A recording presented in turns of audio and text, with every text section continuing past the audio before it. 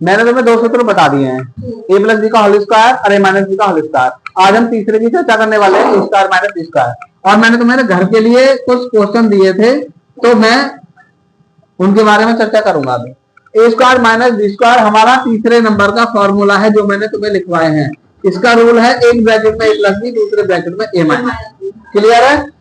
तो बस जोड़ो और घटाओ। तो ये सवाल कैसा आ सकता है, पहले मैं शुरुआत कर रहा हूं एक्स स्क्वायर माइनस 5 का स्क्वायर। तो कैसा लिखा जाएगा? बहुत ही आसान, एक बार जोड़ दो एक्स प्लस 5, एक बार घटा दो एक्स माइनस 5। तो सोनिया आपने तुम बताओ एक्स स्क्वायर माइनस, यदि मैं यहाँ पे 10 का स्क्वायर लिख दूं तो क्या लिखा जाएगा?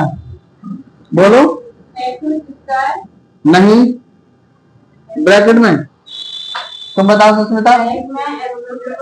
एक्स प्लस 10, दूसरे ब्रैकेट में एक्स माइनस 10। बता क्यों नहीं पा रहे, बोल क्यों नहीं पा रहे भाई? कितना आसान है? हाँ। आसान है या नहीं? हाँ, पेट में। ठीक है, इधर देखो और आगे देखो, एक्स स्क्वायर माइनस, अब मैंने 4 लिख दिया, स्क्वायर ना लगाया, तब कैसे बताओगे? कोई शिवम जल्दी बताओ। एक्स स्क्वायर माइनस 4 लिखा हुआ है, तो मैं इसे पहले क्या लिखूं? नहीं, पहले हमें लिखना होगा एक्स स्क्वायर 4 किसका वर्ग है? 2 का। ठीक है, अब इन्होंने डायरेक्ट आंसर बताने की कोशिश की कि एक बार एक्स प्लस 2 लिख दो, एक बार एक्स माइनस 2 लिख दो, हो जाएगा। तो एक लाइन एक्स्ट्रा बड़ी, क्योंकि इस पर वर्ग नहीं था तो वर्ग हमने लगाया। ठीक है, अगर किसी वजह से ऐसी संख्या हो जो पूर्ण वर्ग ना हो, तो पूर्ण वर्ग संख्या थी 4, 9, 16, ये क्या संख्या है? पूर्ण वर्ग संख्या है। अगर पूर्ण वर्ग ना हो, मैं यहाँ पे 5 लिख दूं, तो आप कैसे लिखेंगे इसे इस वाले में?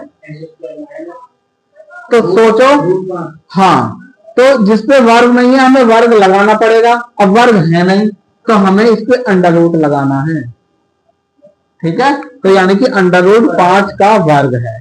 तो अब हम इसे एक बार x प्लस के साथ अंडर रूट में 5 लिख देंगे और एक बार x माइनस अंडर रूट में 5।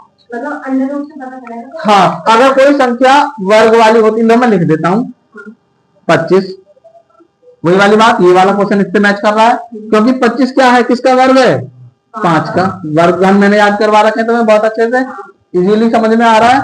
अब इसको बस इसी टॉपिक पे लिख दो, एक बार जोड़ दो x के संग 5 को, एक बार x के संग 5 को घटा दो। आसान, समझ में आ रहा है? बहुत ही अच्छा क्वेश्चन है। ठीक है भाई, ये जो टॉपिक है ये कैसा भी हो सकता है। मैं इसके बारे में और लिख दूं, यदि मैं यहाँ पे नॉर्मल लिख दूं मेज का स्क्वायर और यहाँ पे लिख दूं कुर्सी का स्क्वायर, तो हमें क्या लिखना पड़ेगा? एक बार तो मेज के संग कुर्सी को जोड़ दो, मेज प्लस कुर्सी, और एक बार मेज के घटा दो कुर्सी को। तो यानी कि